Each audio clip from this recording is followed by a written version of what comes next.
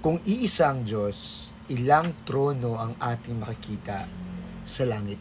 If we're going to Revelation 22, verse 3, the throne of God and of the Lamb will be in the city. Kaya ang daming mga tao nalilito ngayon kasi may mga verses sa Book of Acts na ang trono ng Diyos nakaupo sa kanan si Jesus. Jesus was sitting on the right throne of God.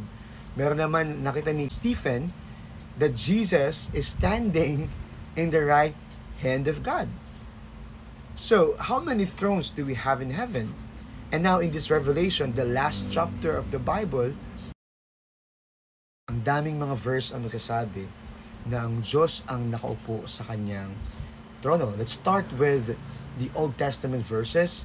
Psalms 103 verse 19, the Lord has established His throne in heaven. 47 verse 8, same book, God reigns over all nations.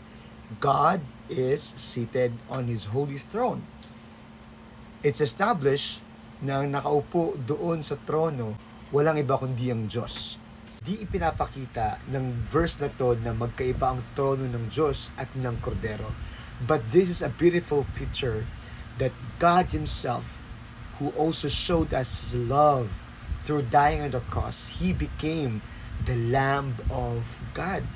He was the Lamb slain before the foundation of the world.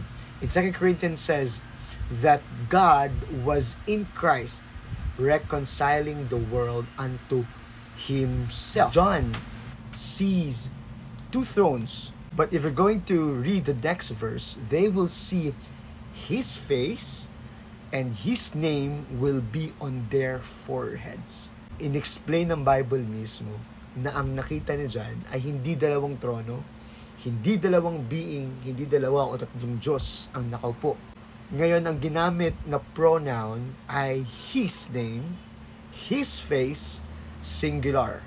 Same sa Genesis chapter 1 verse 26 na may kasama ang Diyos nung gumawa siya. Let us make man in our own image. But in verse 27, if you're going to read through, the Bible would say, and God made man in His image.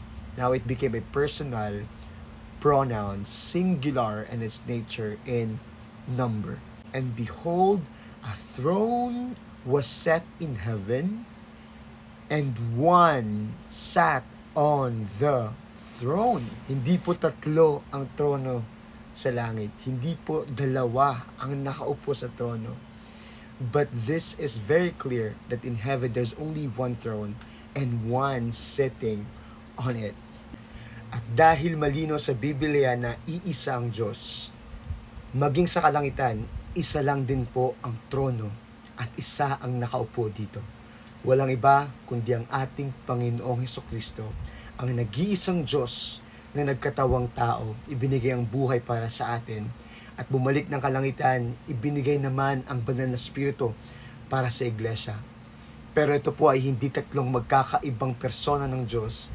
Ito po ay nag-iisang Diyos na ginawa ang lahat para lang sa ating kaligtasan. There's only one throne in heaven, and there's only one who sits upon it. Jesus Christ is the King of all kings, the Lord of all lords, and I will even say the God of all gods.